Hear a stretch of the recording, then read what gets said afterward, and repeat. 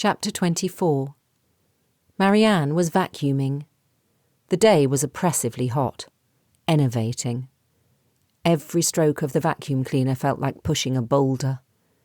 It was Alice's job usually, but the past few days had finally caught up with the girl, and she had called in sick that morning. Since her conversation with Georgie Fraser, Marianne could have called in sick herself, clamped the duvet over her head and hidden from the day. She might have done, if it hadn't been for the dogs, whining gently, nudging her out of bed. Her obsession, as Donald called it, with routine had come in useful. She had prepared and served food like an automaton, her body following its muscle memories with little need for conscious thought. And it was quieter without the woggle trainees. Apart from Russell. Marianne understood his urge to stay, but wished that he would go. For everyone's peace of mind, including his own. Grief had etched itself into him, raw and oozing, and no one wanted to sit with him in case it contaminated them. Roger was showing signs of strain, although, besides the duty of care he'd assumed over Russell, he was under no obligation to stay. His next group wasn't due until the following week, and he could have given himself a few days away from the place. They had been a subdued bunch in the dining room at breakfast. Donald had done his best to keep the conversation going, and Helen Agi was her usual unruffled self, but there had been little chat. Russell had sat with his back to Joe Ingalls, who'd remained entirely silent as far as she could tell. Surely he would leave soon, unless the police had asked him to stay, or arrested him. She knew they'd called him into the station in Shrewsbury after breakfast, and as yet he hadn't reappeared. And while it would be good to have an end to it all, part of her hoped for his innocence.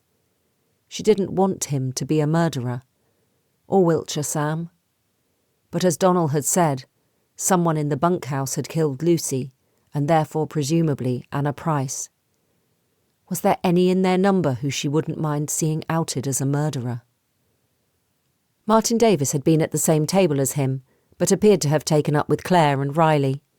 She supposed that wasn't surprising. If the two had only met up by the Devil's Chair the afternoon Anna had gone missing, there was no friendship to tie them together, and their friendship of convenience was no longer useful now that its cover was blown. She had only their room left to clean now, Martin and Joe's, and she shoved the door open with her hip, levering the handle down with one elbow. Someone had opened the window, but a smell of young male still lingered. Perhaps she should encourage them to use the washing machine in the laundry room if neither of them was moving on. Both boys were relatively tidy. Joe's bunk was neat, the shelf beside it clear and a bag stowed beneath it. Martin had the top bunk, and while there had been an attempt to make it, a rumpled hank of duvet and a swathe of sheet hung down near the end. His bedside shelf was cluttered. A couple of books, one on Shropshire geology and a novel, a thriller. Various toiletries, a half packet of shortbread biscuits, and tucked behind them a wallet. Marianne shoved her vacuum cleaner across the coir floor in mindless rows. With a normal carpet, she would have had the satisfaction of seeing stripes where the cleaner pushed the fibres in opposite directions like mowing a lawn. With this natural stuff, the machine left no trace.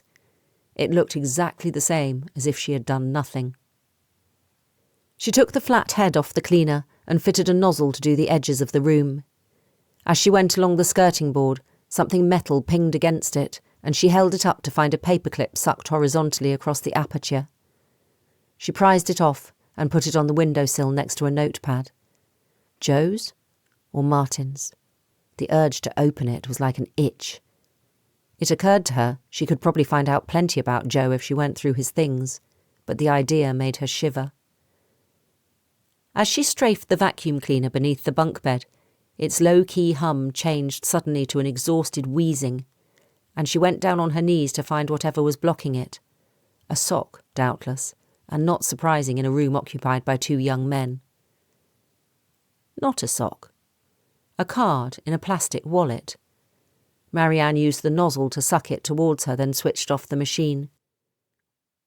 The card showed a photo of Martin Davis, a staff ID card for Hoffman and Rowe, a firm of chartered surveyors in Ludlow. She stared at it for a while before she realised what had caught her eye. The name on the card was not Martin Davis, but John. John Davis, with no E in the surname. She got up from her knees and made to put it on the shelf by the top bunk, but found herself instead reaching for the wallet. There was not much in it. 2 £10 notes and some old bus tickets, a credit and debit card from HSBC Bank, a gym membership card, and a couple of supermarket loyalty schemes, all in the name of John or J.M. Davis. In the certainty that she had crossed a line, broken a vow never to invade the privacy of her guests since she guarded her own so jealously, she fingered the other section and pulled out a photograph. A middle-aged couple with a dog, a yellow Labrador. His parents, maybe. Tucked behind it, clear through the plastic divider, was a photo of Anna Price. Not the Anna Marianne had found in the Devil's Pool. Anna, as she had looked in Roger's photo from her time on his woggle course 3 years previously. Soft-skinned and long-haired, rounded, a sweet smile. Marianne searched the girl's face to find any resemblance to her own.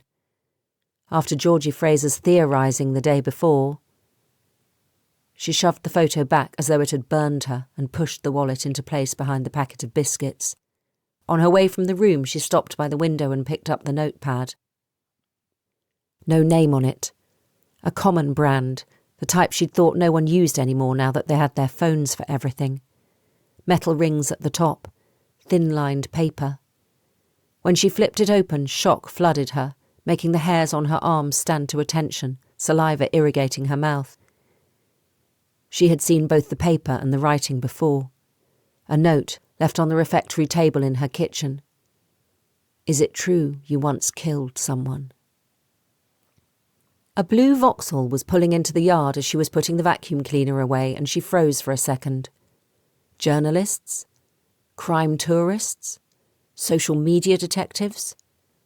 Then she relaxed a little, though every sense felt on high alert still. DCI Pickthall had stationed 2 officers at the top of the track to the Devil's Chair and a police car across the entrance to the lane, so if a car had got through, it was at least official. Another police 4x4 was up on the ridge, monitoring the path to the Devil's Pool and stopping to chat to walkers in the hope of information about the day that Anna had disappeared. Even so, Roger had seen off a couple of ghouls who had tried to cross Steve Olsen's fields and force their way in through the copse. Through the glass panel at the side of the door, she saw DC Corby get out of the passenger side, and her heart skipped a little as she realised it was likely to be Georgie Fraser behind the wheel.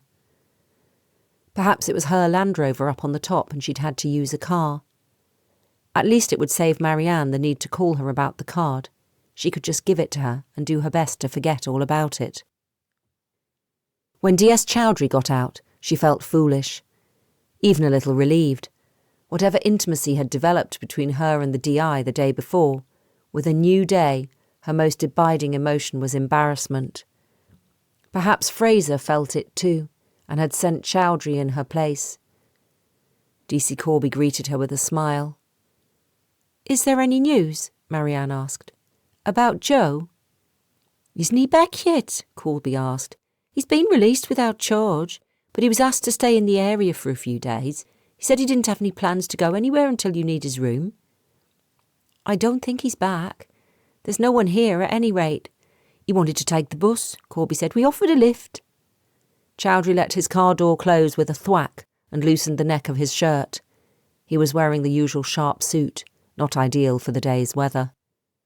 "I'm looking for Martin Davis," he said, with no greeting or preamble. "He's not here. I think he's at the dig, volunteering." "Do you know when he'll be back?"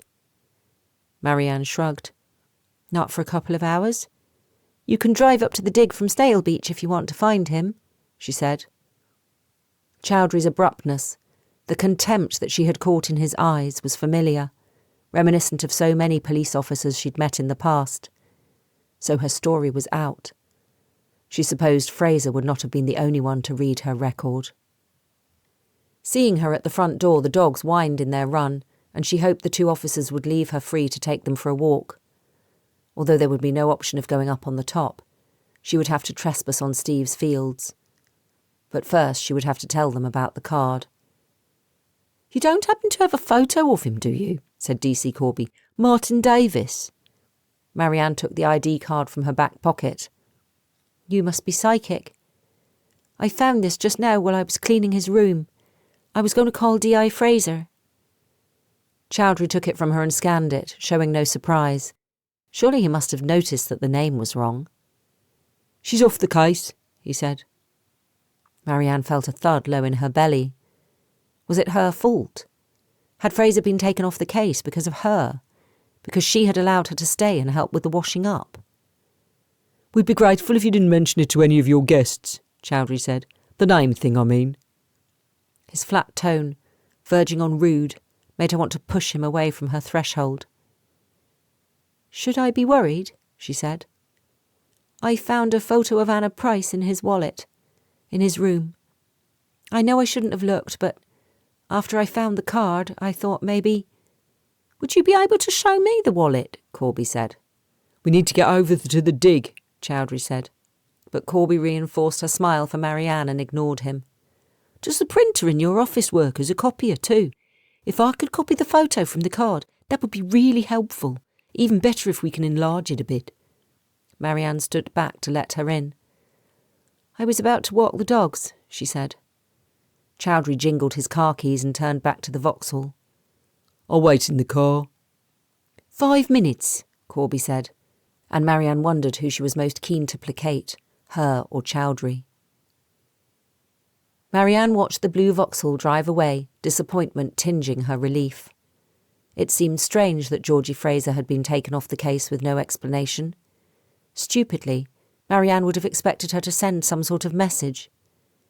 She'd thought they'd established some sort of trust as she'd fainted and vomited her secrets onto the ground outside her cottage.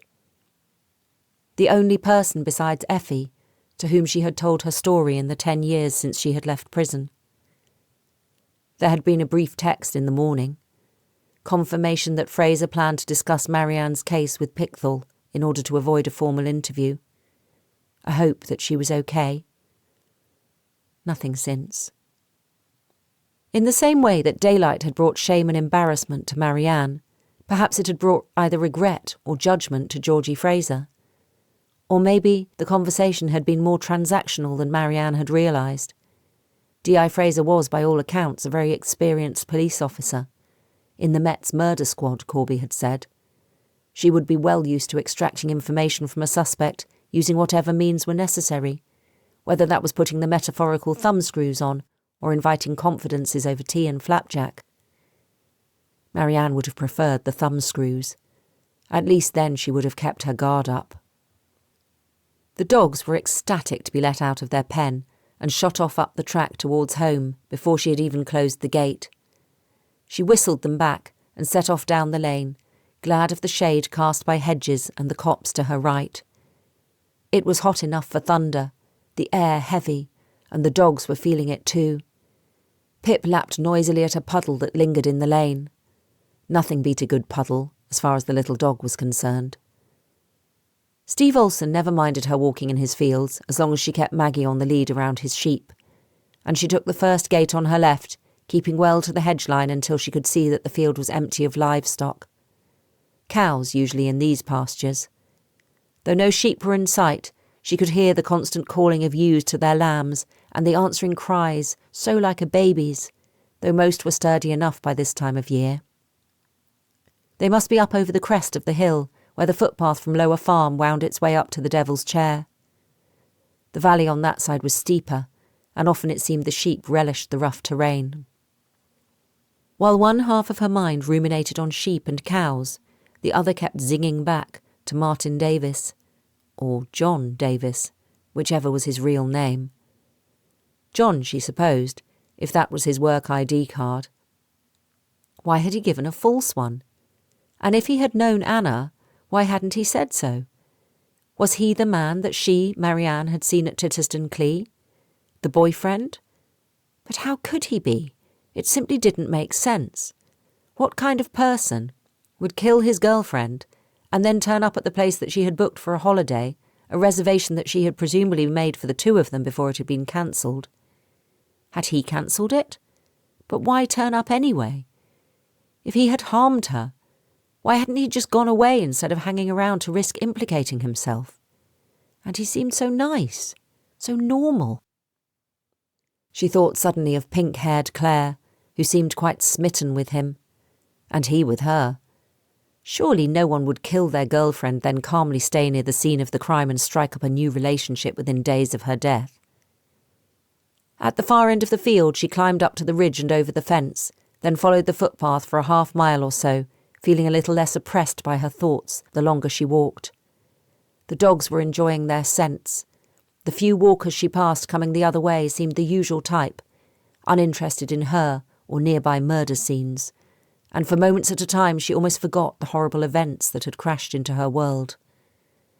The dead bodies of two young women who had done nothing to deserve their fate except get on the wrong side of the wrong man. Wanting to avoid the Stiperstones Ridge in case of murder hangers-on, she waited until there was no one in sight, then climbed over the fence into the larchwood above her cottage. It wouldn't do to give anyone else the idea.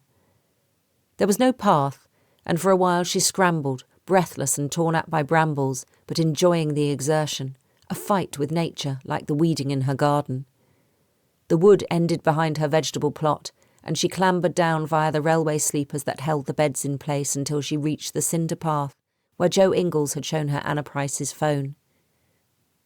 She wondered again if he was back from the police station. Would he come back? Yes, surely he had left his things, and hadn't he told the police he wasn't going anywhere? But again, why? The dogs crisscrossed the ground in front of the cottage, noses glued to whatever scents had passed that way, and came at last to the front door just as she put her key in the lock. The interior of the house was cool, with its familiar scent of home. Then she stiffened.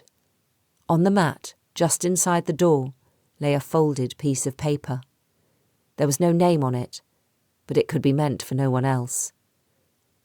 Heart beating a little too fast, she unfolded it. It matched the paper from the notepad in the boys' room, the same narrow page and ruled lines, torn off from a metal binder. The writing was a match, too.